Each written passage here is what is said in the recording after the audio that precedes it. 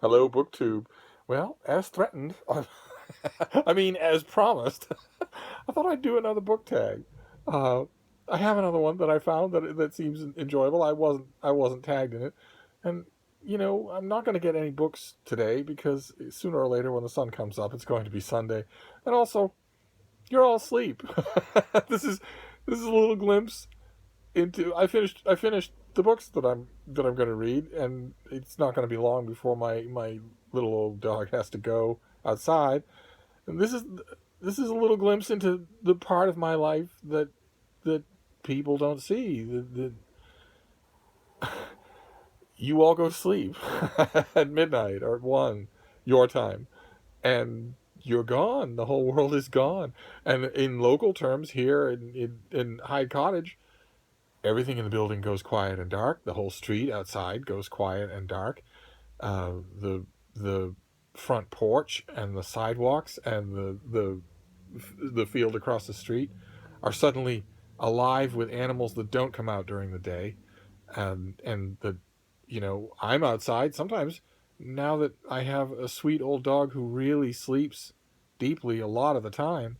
Sometimes I'll just, in between nighttime books, I'll just slip out of this room and just walk around a bit outside. Not long. I don't want her to need me or to miss me, but I'll sometimes just wander outside just a bit, and I see that world, and and I'm in that world right now. So I figured I might as well do a tag, uh, and then I'll post it, in the bright light of day. But I thought the tag was interesting. It's the kind of nosy personal tag that I really like, and that I wish that everybody would tag me in these things. But I'm not 100% sure that either the creator of the tag or the person on whose channel I saw it even know that I exist. The tag was created by J.B. Taylor, and I saw it on Travis Reed's books. And it's the 10 random questions tag. And the first one is your favorite meal. And there are many, many, many candidates here. And at first I thought it might be a problem, because many of my favorite meals in the past are have been meals that I would no longer eat. Uh, but then I remembered. I don't know why I needed even a minute to remember that my all-time favorite meal doesn't involve dead animals of any kind. It's a wonderful baked potato with the with fried onions. Oh. This is a very simple dish to make. It's not a dish at all. It's very simple, and yet I can't do it. So I need to occasionally request it at a restaurant. But that's my favorite meal: a baked potato with fried onions. Then question number 2: what is your favorite song at the moment?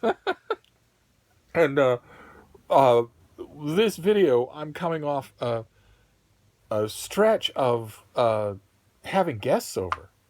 That this it very rarely happens to me, but it did happen a few times in the last week or so. Uh, that automatically made me think of myself as a host. And it wasn't hard to get from that to call me madam. And right now, somewhere out there in the west of the United States, Jeremy at Jerry Sings and Reads is going, I know what he's going to say. And I'm afraid you're right. It's the hostess with the mostest. Which is a song that has been stuck in my mind because I've been hosting people. I was born on 1,000 acres of Oklahoma land. Nothing grew on that 1,000 acres, for it was gravel and sand. One day father started digging in a field, hoping to find some soil. He dug and he dug, and what do you know? Oil, oil, oil. The money rolled in, and I rolled out with a fortune piled so high. Washington was my destination, and now who am I? I'm the chosen party giver for the White House clientele, and they know that I'll deliver what it takes to make 'em gel. And in Washington, I'm known by one and all as the hostess with the mostest on the ball. I'll spare you the other 5 stanzas, but it's a wonderful song. And I saw it, of course. I saw it performed on Broadway by Well, a couple of you will know the name of the actress I saw it performed by. I would hope that when I say call me madam, only one name comes to mind. Anyway, let's just move on, shall we? Let's see here. Question number 3. You're given one butt to bite. Whose do you choose? This is not just a random question. This is a weird question, and I don't even know how to make sense of it. My very first thought, of course, because I was raised and socialized by a different species than human, was discipline. Does this mean I'm disciplining someone very young?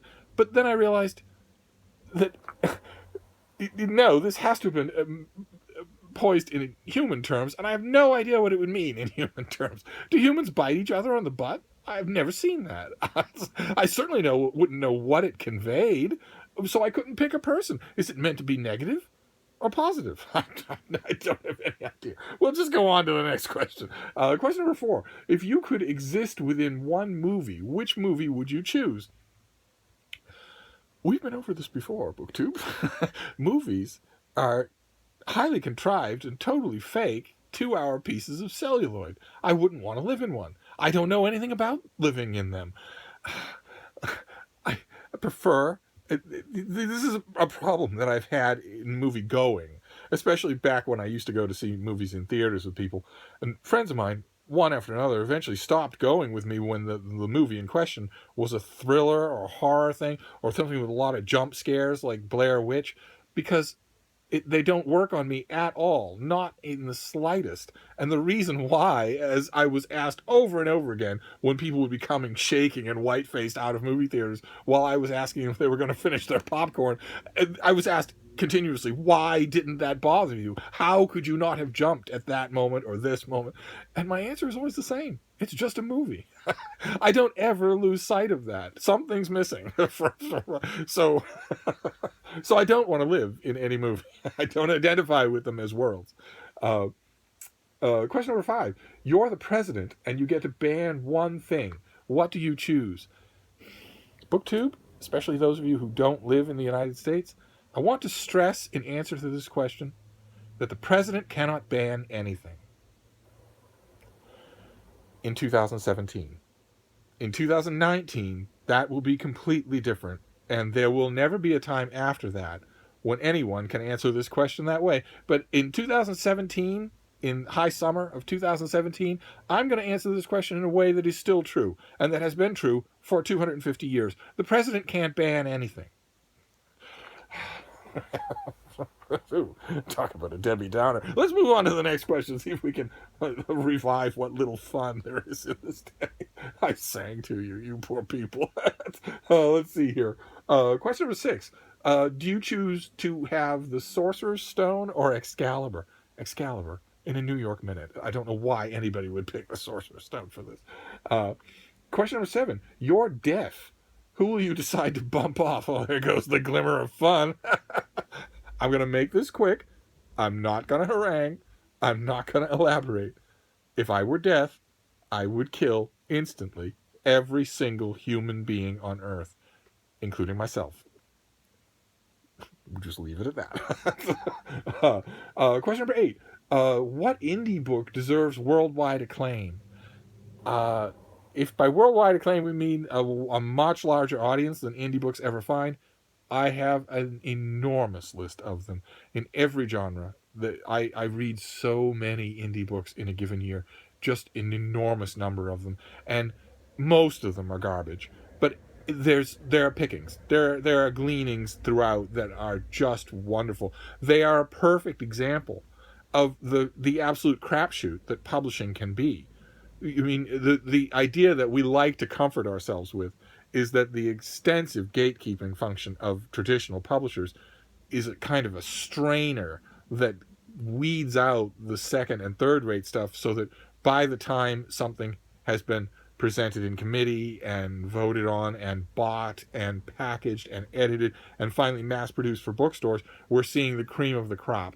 You only have to read a little bit of contemporary writing in any genre to know that that is not true.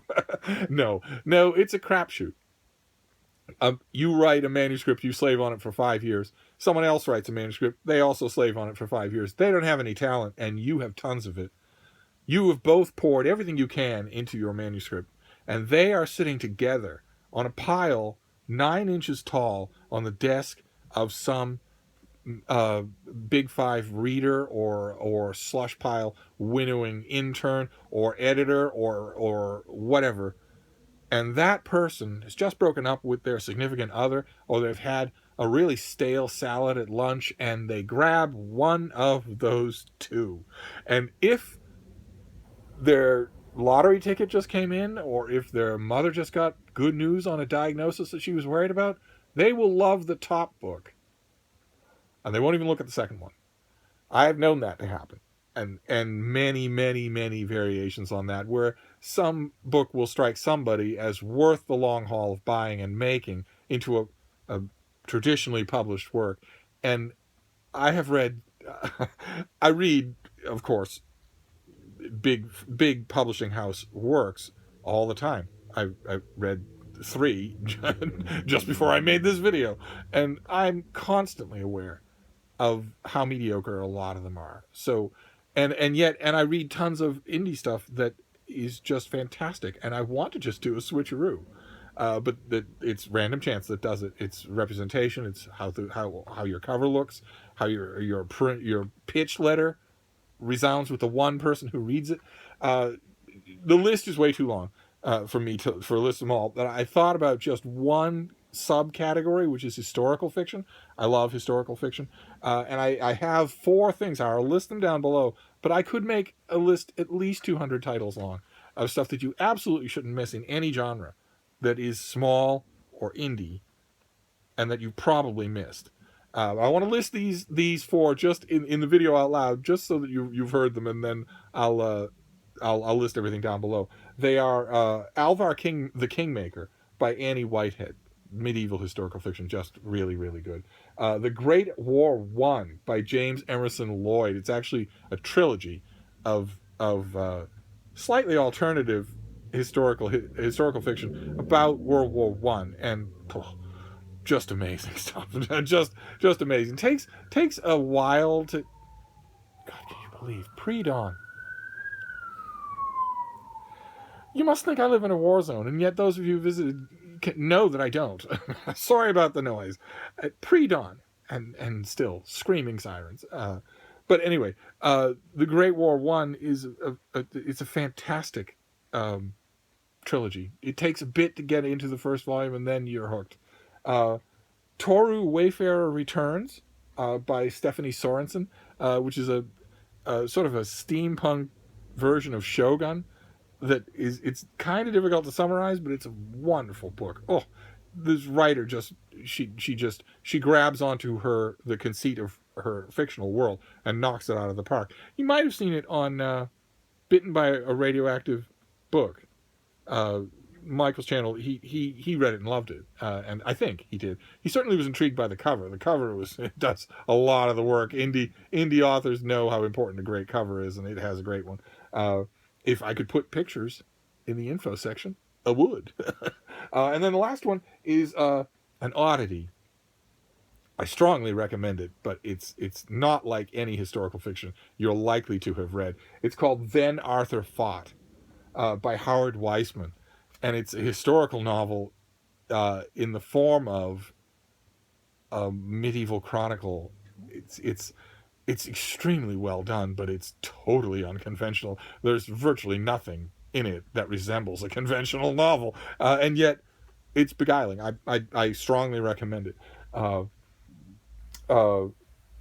let's see here. Question number 9: what hidden talent do you have? In terms of just the literal interpretation of the question, a hidden talent, in other words, something that you can't see, would be my sense of hearing and my sense of smell, which you know, I don't have extra big ears and I don't have an extra big nose. They're not pretty, either one of them, but they rate weirdly. I have a weird sense of hearing. I have a weird sense of smell, and you wouldn't know that when you met me. You would, for instance, if you came over to Hyde Cottage and we were talking and conversing back and forth, host and guest, and then one of my dogs had to go outside. I'm on a first floor apartment, and I took the dog out the back door and walked outside down the driveway to the sidewalk. You would assume that once I was out the back door, and certainly once I was down the driveway, and certainly once I was on the sidewalk, I could no longer hear you talking in the room, and you'd be wrong. And the same thing is true with all kinds of things I can smell. Oh my God, when I worked in retail, it was so awkward. Because I was standing there next to someone, and I knew a large amount about them that they didn't think I knew. And I'm not going to be rude and say anything. I'm not going to tease or drop hints. But oh my, so I've learned to live with it. But you couldn't possibly know that if you just saw me. So I think that counts as a hidden talent. Uh, uh, and question number 10: you can resurrect one person. Who do you bring back? A very morbid thread running underneath this tag. And the person I would bring back, the answer will be predictable to the one or two of you who watch this video who've known me in real life, especially who've known me for some time. The best friend that I've ever had in my life. I would bring him back. I would bring him back at around age 2, and he was a dog, and I would just have his company again for another lifetime. He wouldn't have to be any different. He could be. I want him to be just himself, but that's what I would do. I don't think that answer is ever going to change. And that's it. That is the 10 random questions tag. And all it's up to me to do is tag people. And I tag Paperback Junkie, of course. I tag Curtis Books and Film. I think it would be a hoot to hear your answers. I tag Beck's Books, because I don't think I've tagged you in a long time. And I tag Sue's Book Nook. You gotta strap on these questions and do your best with the answers. And that's it for now. I will certainly be back. I'm in a booktubey mood, so you haven't seen the last of me. But I'll sign off for now. Thank you, BookTube.